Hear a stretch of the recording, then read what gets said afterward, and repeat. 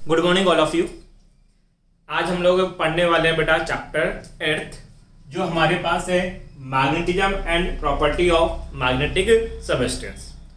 आज हमारा मोटिव रहेगा चैप्टर का केवल इंट्रो करना, चैप्टर के बारे में जानना कि चैप्टर के अंदर हमें पढ़ना क्या क्या है आपके पास। तो देखो चैप्टर का नेम दो तरीके से है। एक तो मैग्नेटिज्म, मैग्नेटिज्म का मतलब है मैग्नेट की प्रॉपर्टी कि मैग्नेट का बिहेवियर कैसा होता है, उसमें कौन सी प्रॉपर्टीज होती हैं, मैग्नेटिक फील्ड क्या होगा वो हम लोग पढ़ेंगे, मैग्नेटिक फील्ड लाइंस होगी उनकी प्रॉपर्टी क्या होगी वो हम लोग स्टडी करने वाले हैं। और अगर ये मैग्नेट है तो उस मैग्नेट के कुछ मैथमेटिकल एनालिसिस क्या होने वाले हैं, वो सारी बातें हम किस में पढ़ने वाले हैं बेटा, मैग्नेटिज्म में। उसके बाद हम पढ़ेंगे बेटा प्रॉपर्टी ऑफ मैग्नेटिक सबस्टेंस। आगे जाके हमें पता लगेगा कि जो मैग्नेट है उसके कुछ टाइप होते हैं, जैसे फेरोमैग्नेट, डायामैग्नेट, पैरामैग्नेट। अब ये जो टाइप है इनके पास क्या क्या अलग डिफरेंट प्रॉपर्टीज हैं कि हमने इनको 3 पार्ट में कैटेगराइज किया या हमने डिफरेंशिएट किया आपके पास। तो इन प्रॉपर्टी को हम लोग स्टडी करेंगे, वो क्या बनेगी बेटा, प्रॉपर्टीज ऑफ मैग्नेटिक सबस्टेंस। अब देखो मैग्नेट से आप सब ऑलरेडी इंट्रोड्यूस हो, मैं इसकी थोड़ी सी हिस्ट्री बताने वाला हूं और कुछ इसकी प्रॉपर्टी जो हमें पहले से पता है उसको आज हम लोग डिस्कस करने वाले हैं। साथ ही जो टॉपिक मैं आज पढ़ा रहा हूं उसके कंप्लीट पीडीएफ वीडियो के नीचे डिस्क्रिप्शन में लिंक गिवन है, आप वहां से डाउनलोड कर सकते हैं। वीडियो अगर आपको पसंद आता है तो मैं चाहूंगा कि आप उसको लाइक, सब्सक्राइब और शेयर जरूर करें, क्योंकि आप जब लाइक करते हो तो हमें मोटिवेशन मिलता है। ध्यान दीजिए, मैग्नेट जो है उसको बेसिकली मैं 2 पार्ट में कैटेगराइज कर रहा हूँ। मैं कैटेगराइज नहीं कर रहा, आपके बुक के लेवल के ऊपर कितने पार्ट में कैटेगराइज किया गया है बेटा, 2 पार्ट के अंदर। पहला नेचुरल मैग्नेट, और नेम से ही डिफाइन है कि इसको 2 पार्ट के अंदर डिवाइड किया गया। एक था नेचुरल मैग्नेट और दूसरा क्या था बेटा, आर्टिफिशियल मैग्नेट। अभी हम लोग नेचुरल मैग्नेट के बारे में बात करने वाले हैं कि नेचुरल मैग्नेट में क्या क्या आएगा आपके पास। तो ध्यान दीजिए कि जो मैग्नेट हमें नेचर से मिल रहा था, जो मैग्नेट कहां से मिल रहा था बेटा, नेचर से, उसको क्या बोला गया, नेचुरल मैग्नेट। अब सबसे पहले मैग्नेट हमें कहां मिला और हमें कैसे पता लगा कि वो मैग्नेट है। तो ध्यान दीजिए, ग्रीस एक कंट्री है, ग्रीस कंट्री के अंदर एक जगह है मैग्नीशिया। कौन सी जगह बेटा, मैग्नीशिया। उस मैग्नीशिया की जो जगह थी वहां पे जो आपके पास चट्टानें हुए करती थी या जितने भी स्टोन वहां मिला करते थे, उन स्टोन में एक विशेष, एक स्पेशल प्रॉपर्टी थी। प्रॉपर्टी क्या थी, मान लीजिए आप मैग्नीशिया गए, आप लोग कहाँ गए, मैग्नीशिया, वहां से आपने पत्थर उठाया, एक स्टोन उठाया किसी भी साइज का, मान लीजिए ये स्टोन आपने लिया, वहां से लेके आए, तो आपने एक चीज नोटिस की कि ये जो स्टोन है ये कुछ चीजों को अपनी तरफ अट्रैक्ट करने लगता है। वो कौन सी थी, जैसे आयरन, आयरन का केमिकल फॉर्मूला क्या होता है, Fe, निकल और कोबाल्ट। आयरन, निकल और कोबाल्ट को ये पत्थर अपनी तरफ क्या कर रहा था बेटा, अट्रैक्ट कर रहा था। तो हमने बोला ठीक है, ये एक अलग प्रॉपर्टी है, क्योंकि इससे पहले हमें पता नहीं था कि एक मेटल दूसरी मेटल को अपनी तरफ क्या कर सकता है, अट्रैक्ट कर सकता है। तो हमने बोला इसमें अट्रैक्शन की प्रॉपर्टी है, स्पेशल चीज है। उसके बाद हमने देखा इसमें डायरेक्शन का प्रॉपर्टी भी था। डायरेक्शन का मतलब क्या, ये जो स्टोन है इसको बीच से मैंने धागे से बांधा, थ्रेड से बांधा और बांध कर ऐसे लटका दिया, मतलब फ्रीली हैंग कर दिया, आपने लटकाया और लटकाने के बाद इसको यूं घुमा कर छोड़ दो, कहीं भी छोड़ो, या ऐसे बोलूं, मान लेते हैं कि ये मेरा मार्कर जो है वो एक मैग्नेट है, मैंने इसको बीच से धागे से बांधा और ये लटका दिया और मैं इसको ऐसे घुमा के कहीं भी छोड़ू, ये हमेशा एक फिक्स डायरेक्शन में ही अलाइन होता था फ्रीली। वो डायरेक्शन क्या थी, नॉर्थ टू साउथ, मतलब कि इसका अलाइनेशन हमेशा एक डायरेक्शन में था, नॉर्थ एंड साउथ। तो कहीं भी ले जाओ आप इसको, इस मार्कर को या इस स्टोन को, और फिर इसको लटका के देखो, ये हमेशा एक ही डायरेक्शन में दिखता था, नॉर्थ और साउथ। इसका मतलब ये हमें एक फिक्स डायरेक्शन हमेशा शो करता है। तो इसमें ये डायरेक्शन क्या थी, प्रॉपर्टी। इन 2 प्रॉपर्टी की वजह से ये बहुत स्पेशल बना। तो हमने बोला कि ये जो है कहां से निकला बेटा, मैग्नीशिया से निकला, और मैग्नीशिया से इसका नाम क्या पड़ गया बेटा, मैग्नेटिज्म। और मैग्नेटिज्म से होता होता ये क्या बना बेटा, केवल मैग्नेट। इस तरीके से मैग्नेट हमारे पास एक नाम आ गया। अब इस मैग्नेट की प्रॉपर्टी क्या थी कि आयरन, निकल, कोबाल्ट को ये अपनी तरफ क्या करता था बेटा, अट्रैक्ट करता था। अब हमने जानना चाहा कि ये जो स्टोन है इसके अंदर कौन से केमिकल प्रेजेंट है जिसकी वजह से इसमें ये प्रॉपर्टी आई। तो पता लगा इसमें केमिकल कंपाउंड था Fe3O4। कौन सा था बेटा, Fe3O4। और ये केमिकल फॉर्मूला बना किस चीज का, नेचुरल मैग्नेट का। अब ये जो नेचुरल मैग्नेट हमें मिला इसका धीरे धीरे हम लोग यूज करने लगे। पता लगने लगा कि आप मैग्नेट की हेल्प से साउंड डेवलप कर सकते हैं। क्या डेवलप कर सकते हैं, साउंड। आप लोगों ने देखा होगा कि जितने भी आपके स्पीकर्स हैं, जितने भी आप लोगों के साउंड सिस्टम हैं, उन सभी के अंदर हेवी मैग्नेट लगे होते हैं। तो मैग्नेट से हम क्या डेवलप कर सकते हैं बेटा, साउंड।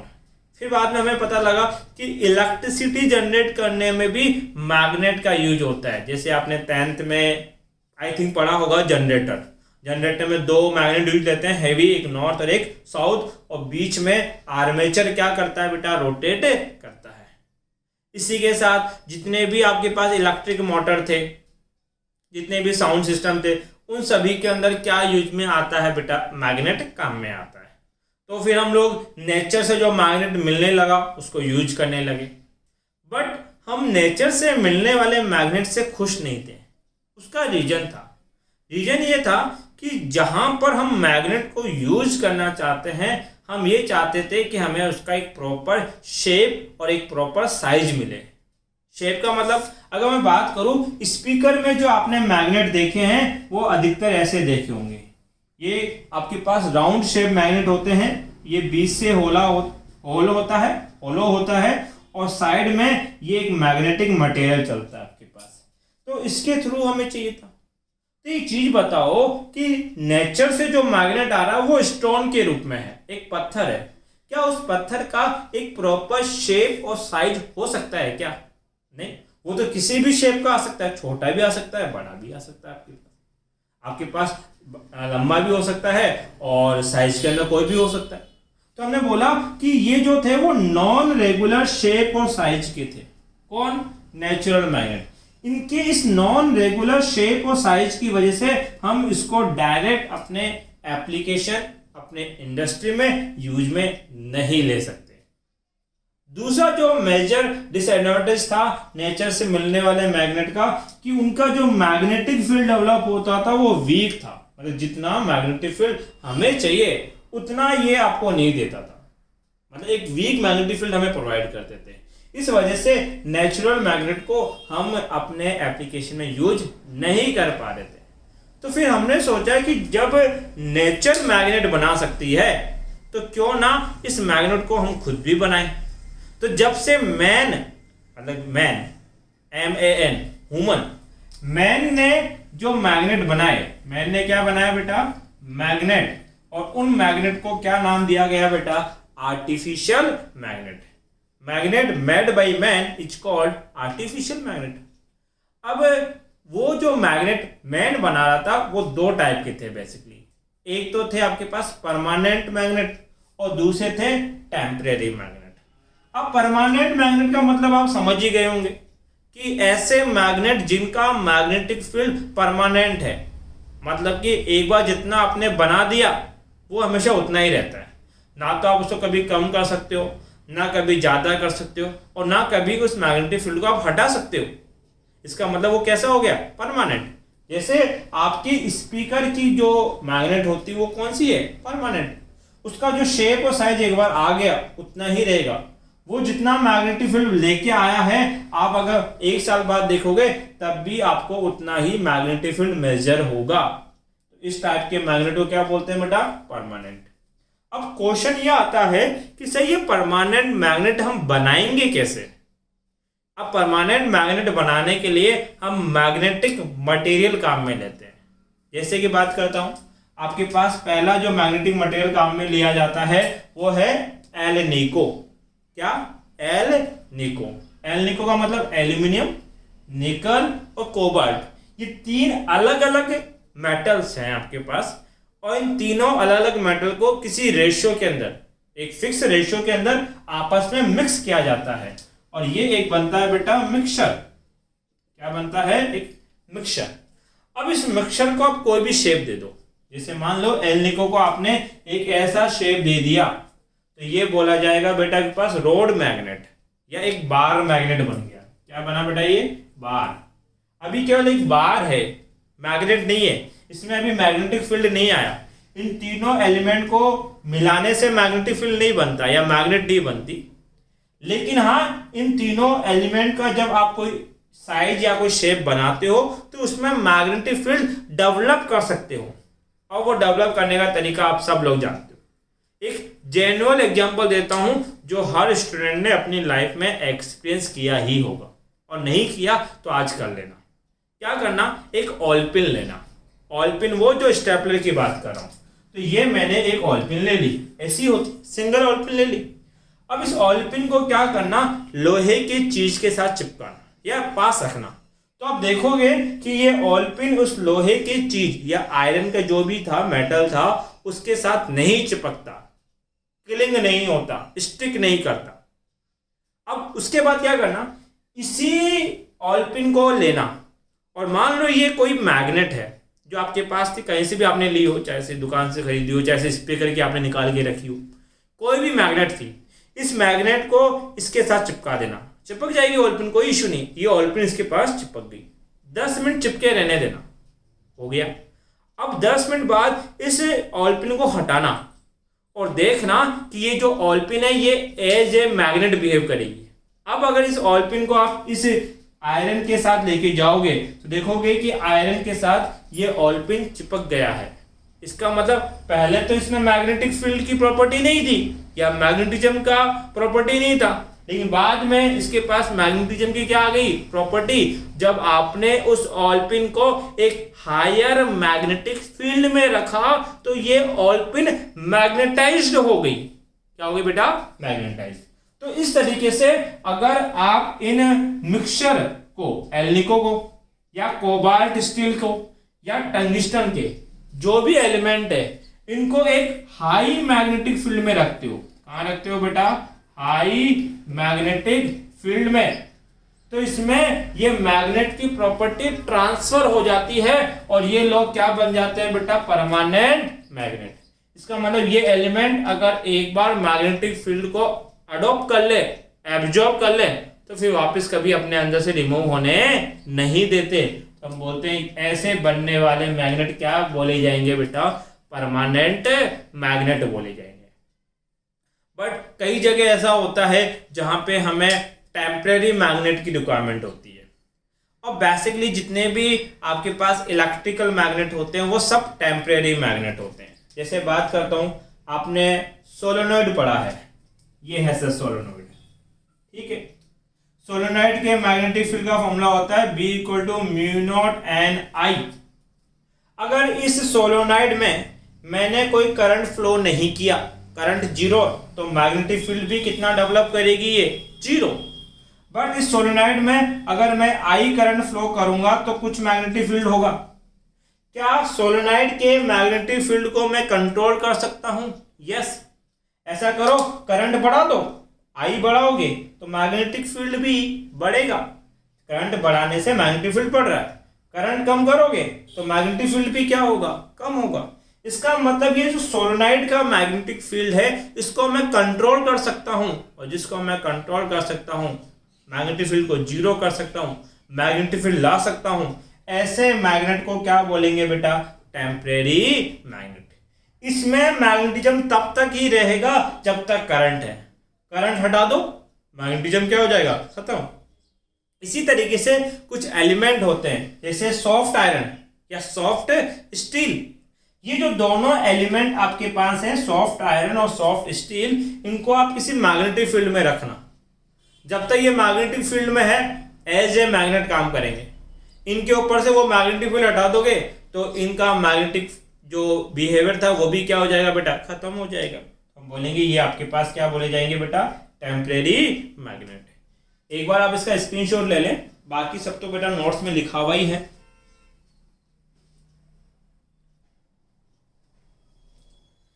बेटा जो नेक्स्ट टॉपिक हम लोग पढ़ रहे हैं वो है बेटा प्रॉपर्टीज ऑफ बार मैग्नेट। इससे पहले हमने पढ़ लिया था क्या कि आपके पास दो टाइप के मैग्नेट हैं, नेचुरल है, परमानेंट। एक नेचुरल था, दूसरा आर्टिफिशियल था। आर्टिफिशियल में दो थे, परमानेंट और टेम्परेरी। तो जो आर्टिफिशियल हम लोग मैग्नेट बना रहे हैं वो हम किसी भी शेप और साइज का बना सकते हैं। जैसे मान लीजिए मैंने इस टाइप का कुछ बनाया, तो इस टाइप का जो मैग्नेट बनेगा उसको लिखा जाएगा बेटा बार मैग्नेट। अगर शेप ऐसा है तो इसको लिखा जाएगा बेटा निडल मैग्नेट। अगर शेप ऐसा है तो इसको बोला जाएगा बेटा हॉर्स शू मैग्नेट। और भी कोई शेप आप बनाना चाहो, जैसे अगर इस टाइप का मैग्नेट बनाते हैं तो इसको लिखा जाता है बेटा रिंग मैग्नेट।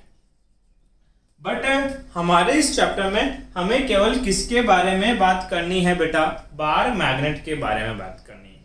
तो बार मैग्नेट जो होती है उसके पास कौन कौन सी प्रॉपर्टीज होती हैं वो हम लोग स्टडी करने वाले हैं। तो जो पहली प्रॉपर्टी बार मैग्नेट के पास है वो है बेटा अट्रैक्शन। कौन सी प्रॉपर्टी? अट्रैक्शन। अब अट्रैक्शन की प्रॉपर्टी का मतलब क्या है, ध्यान दीजिए। फर्स्ट प्रॉपर्टी क्या है? अट्रैक्टिव। इसका मतलब ये है कि मान लीजिए बेटा आपके पास ये कोई बार मैग्नेट है नॉर्थ और साउथ। ये तो कंफर्म है कि ये मैग्नेट है, तो ये आपके पास आयरन, Fe, निकल और कोबाल्ट जो एलिमेंट होंगे उनको अपनी तरफ क्या करेगा? अट्रैक्ट। लेकिन इसका अट्रैक्ट करने का मेथड भी अलग होगा। जैसे आयरन आपके पास है, आयरन को आप पाउडर फॉर्म में लीजिए। कौन से फॉर्म में बेटा? पाउडर। और उस पाउडर को इस बार मैग्नेट के ऊपर इस तरह से बिखेर दीजिए, तो आपको ये एनालाइज होगा कि जो मैक्सिमम आयरन के पाउडर फॉर्म था वो पाउडर जो था वो आपके पास कहां पर ज्यादा कलेक्ट हुआ? इसके एजेस के ऊपर। कहां बेटा? इसके एजेस पे। ऐसा इसलिए हुआ क्योंकि जो बार मैग्नेट था उसके एजेस के ऊपर जो मैग्नेटिक फील्ड लाइंस थी वो ज्यादा थी, तो यहां पर इसके अट्रैक्शन की प्रॉपर्टी भी क्या आ रही थी? ज्यादा। और बीच में फील्ड लाइंस कम थी तो अट्रैक्शन की प्रॉपर्टी भी कैसी आ रही थी बेटा? कम आपके पास आ रही थी। इसका मतलब हमें एक चीज पता लगी कि अगर आपके पास बार मैग्नेट है तो बार मैग्नेट की वजह से जो मैक्सिमम अट्रैक्शन फील्ड अगर मिलता है तो वो होता है edge of the bar magnet, मतलब बार मैग्नेट के किनारों पर। और इन एजेस को बोला गया बेटा पोल। क्या बोला गया? पोल। तो यहां से हमें पता लगा कि मैग्नेट के पास कितने पोल होंगे बेटा? दो। ये दो पोल आपके पास है। तो अट्रैक्टिव प्रॉपर्टी से पहली बात हमें किसके बारे में पता लगती है बेटा? पोल्स। पोल्स का मतलब वो एज जहां पर अट्रैक्शन का नेचर मैक्सिमम है। फिर अब ये जो पोल हैं, इस पोल की कुछ स्ट्रेंथ होगी, मतलब कितना अट्रैक्ट करेगा, कुछ अमाउंट होगा। तो वो जो स्ट्रेंथ होगी उसको बोला जाएगा बेटा पोल स्ट्रेंथ, और इसको हम किससे रिप्रेजेंट करेंगे? स्मॉल m से। आप ऐसा भी बोल सकते हो कि जो पोल स्ट्रेंथ होती है वो मैग्नेटिक फील्ड लाइन के क्या होती है बेटा? प्रोपोर्शनल। दैट मीन अगर आप दो मैग्नेट लेते हो, एक ऊपर वाला एक नीचे वाला, ये आपके पास दो मैग्नेट हैं इस तरीके से, ठीक है। अब यहां देखोगे कि मैग्नेटिक फील्ड लाइंस कितनी है बेटा? 3, 1 2 3। और यहां देखोगे तो 1 2 3 4 5 6। तो इस पोल के ऊपर 6 मैग्नेटिक फील्ड लाइंस आ रही है और इस पोल पे केवल 3 मैग्नेटिक फील्ड लाइंस आ रही है। तो आप ये बोल सकते हो कि इसकी पोल स्ट्रेंथ ज्यादा है, इसकी पोल स्ट्रेंथ क्या है? कम है। ये ज्यादा अट्रैक्ट करेगा और ये कम अट्रैक्ट करेगा आपके पास।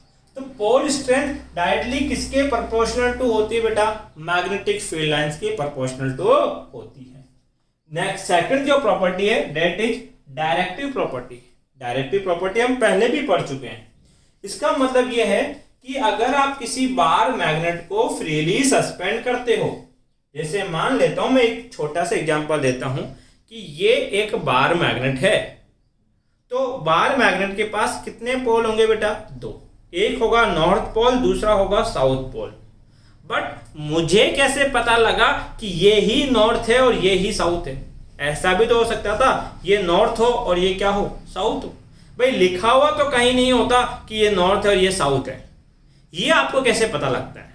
तो इसके लिए हम मैग्नेट के डायरेक्शन प्रॉपर्टी को यूज में लेते हैं।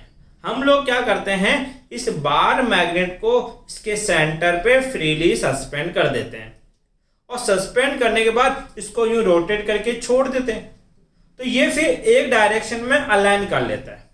तो ये अगर नॉर्थ की तरफ इंडिकेट कर रहा है तो हम बोल देंगे डेट इज नॉर्थ पोल।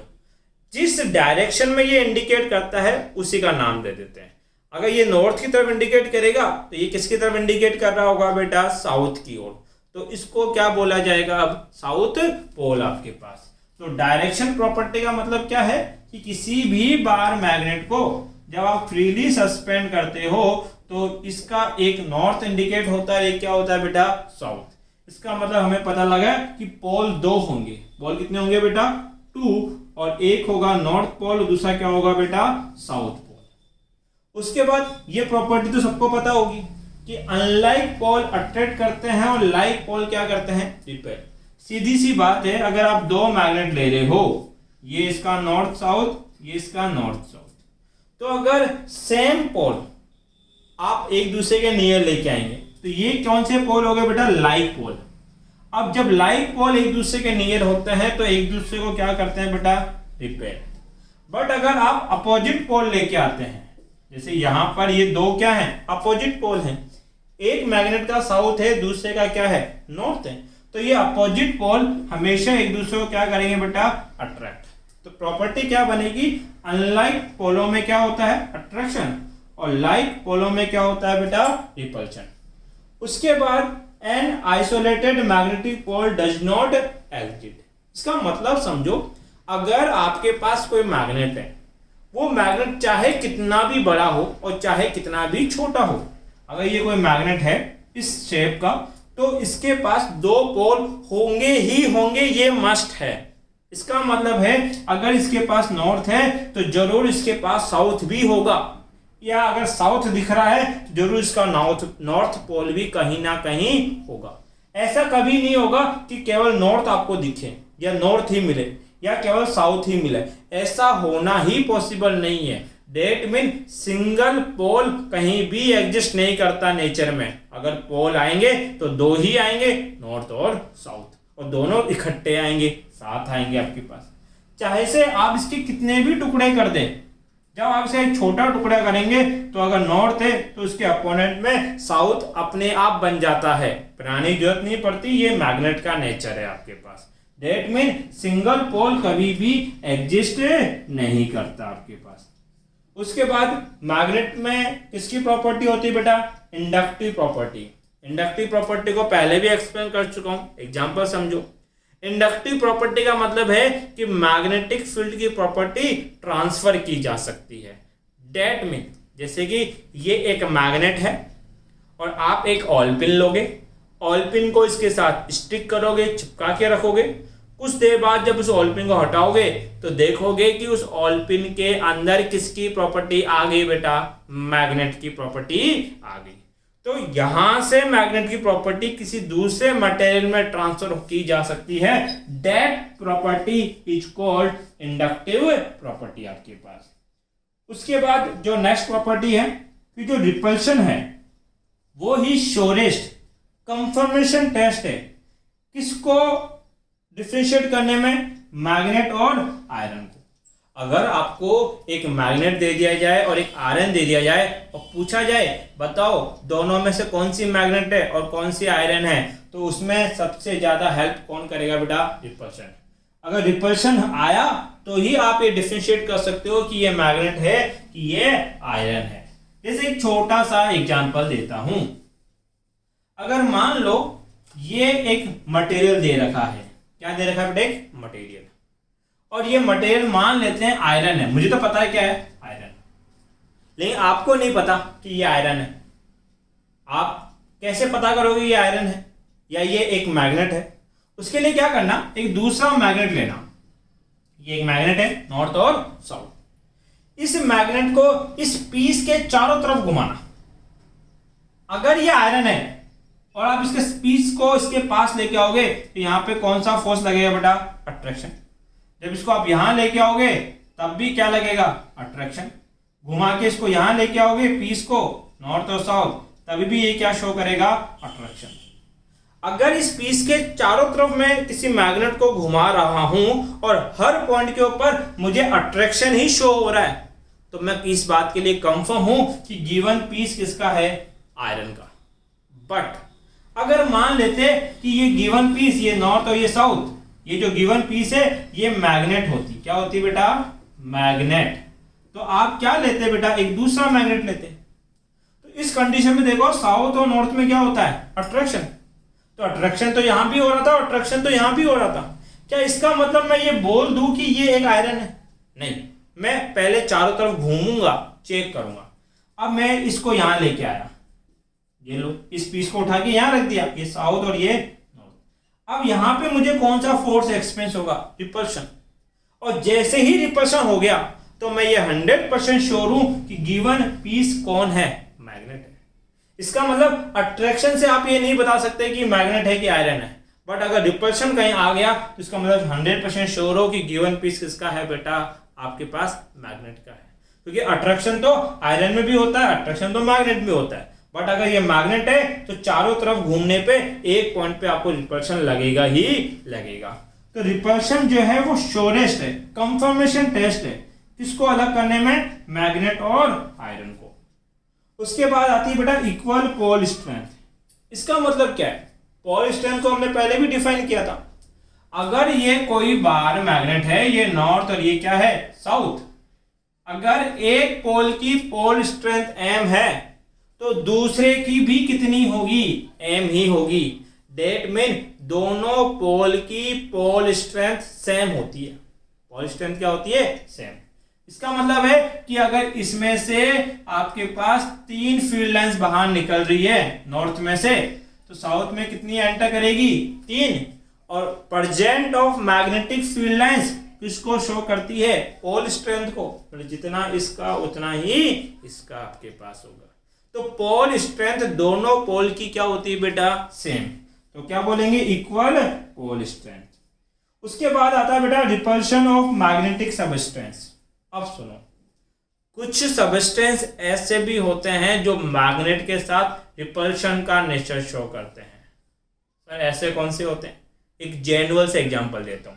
मान लो मैंने ये टी शर्ट पहन रखी है, इस टी शर्ट पे मैं वाटर की ड्रॉप डालूंगा, तो आप बोलोगे सर इससे क्या होगा, ड्रॉप डालने पे वो ड्रॉप इस टी शर्ट से एब्जॉर्ब कर दी जाएगी या इससे रिपेल करके बाहर फेंक दी जाएगी। तो आपका आंसर होगा सर एब्जॉर्ब कर लेगा। इस एब्जॉर्ब करेगा इसका मतलब ये है कि वो जो टी शर्ट है उसका जो सरफेस है वो वाटर को अट्रैक्ट कर रहा है, इसलिए क्या कर पाया, एब्जॉर्ब।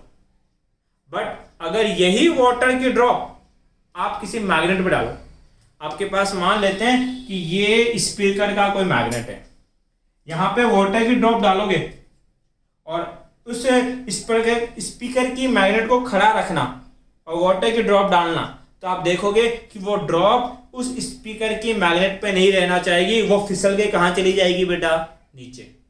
जबकि अगर ये कोई कपड़ा होता और आप ड्रॉप डालते तो ड्रॉप अब नीचे नहीं गिरती, वो कपड़ा उस ड्रॉप को क्या कर लेता बेटा, एब्जॉर्ब कर लेता, क्योंकि वहां पे अट्रैक्शन था। जबकि यहां पे ये ड्रॉप कहां गिर जाएगी बेटा, नीचे, क्योंकि वाटर जो होता है वो मैग्नेट से रिपेल होता है। क्या होता है, रिपेल। तो वाटर ने मैग्नेट के साथ रिपल्शन का नेचर शो किया, इसलिए वाटर कौन सा मटेरियल है, डाई मैग्नेटिक सबस्टेंस है। कौन सा है बेटा, डाई मैग्नेटिक। सर और कौन ऐसा होता है जो रिपल्शन शो करता है, आपके पास जो सिल्वर है, जो गोल्ड है या जो वाटर है, ये तीनों ही ऐसे एलिमेंट हैं जो मैग्नेट के साथ रिपल्शन शो करते हैं। इसका मतलब अगर आप प्योर गोल्ड लेते हो या प्योर सिल्वर लेते हो, उसको लिक्विड फॉर्म बनाते हो और फिर उसको मैग्नेट पे डालोगे, तो वो जो प्योर गोल्ड और प्योर आपके पास सिल्वर है वो उस मैग्नेट के साथ चिपकेगा नहीं, उससे रिपेल होके बाहर फिसल के चला जाएगा। तो ऐसे मटेरियल जो मैग्नेट के साथ रिपल्शन का नेचर शो करते हैं are called diamagnetic substance. एक प्रॉपर्टी और जो यहां लिखना मैं भूल गया, 9, कि किसी मैग्नेट के मैग्नेटिक फील्ड को कैसे रिमूव कर सकते हो, कैसे डिस्ट्रॉय कर सकते हो। तो हम लोग किसी भी मैग्नेट के मैग्नेटिक फील्ड को 3 तरीके से डिस्ट्रॉय कर सकते हैं। पहला जो मेथड है वो है हीटिंग, फिर है बीटिंग और फिर है ब्रेकिंग। हीटिंग, बीटिंग और ब्रेकिंग। किसी मैग्नेट को गर्म करो। आपके घर में कोई मैग्नेट हो, कोई भी मैग्नेट, छोटा सा टुकड़ा लेना और उस टुकड़े को आप गैस पे रख देना, कम से कम 15-20 मिनट तक उसको गर्म करना, ठीक है। और फिर उसके बाद देखना कि वो जो मैग्नेट है उसका मैग्नेटिक फील्ड या तो खत्म हो गया होगा या कम हो गया होगा, मतलब पहले जितनी स्ट्रॉन्ग नहीं रही होगी। इसका मतलब कि मैग्नेट को हीट करने से उसके मैग्नेटिक फील्ड की प्रॉपर्टी रिमूव हो जाती है। बीटिंग, आप बार बार उस मैग्नेट को बीट करना, तोड़ना मत, पहले बस बीट करना, पीटना उसको। पीटने से देखोगे कि मैग्नेटिक फील्ड की प्रॉपर्टी क्या हो जाती है, कम। और ब्रेकिंग, डिवाइडिंग, मतलब एक बड़ा मैग्नेट है तो मैग्नेटिक फील्ड भी क्या होगा, ज्यादा, और उसके आप छोटे छोटे पीस कर दोगे। अब इस छोटे से पीस का मैग्नेटिक फील्ड देखोगे तो उतना बड़ा थोड़ी मिलेगा, एक स्मॉल मैग्नेटिक फील्ड मिलेगा। मतलब मैग्नेटिक फील्ड क्या हो गया, कम हो गया। किसकी वजह से, इसको ब्रेक करने की वजह से। तो किसी भी मैग्नेट के मैग्नेटिक फील्ड को कितने तरीके से रिमूव किया जा सकता है बेटा, 3 मेथड से रिमूव कर सकते हैं। पहला हीटिंग, बीटिंग और ब्रेकिंग। अगर इंट्रोडक्शन वाले चैप्टर से आपको कोई डाउट रहता है तो आप मेरे से कमेंट बॉक्स में पूछ सकते हैं। साथ ही इसके PDF नोट्स वीडियो के नीचे डिस्क्रिप्शन में गिवन है, आप वहाँ से लिख सकते हैं प्रॉपरली तरीके से। और अगर ये वीडियो आपको पसंद आता है तो वीडियो को लाइक और सब्सक्राइब जरूर करें और अपनी पढ़ाई आप लोग चालू रखें। आपको कंटिन्यू वीडियो इसी तरीके से मिलते रहेंगे। थैंक यू बेटा।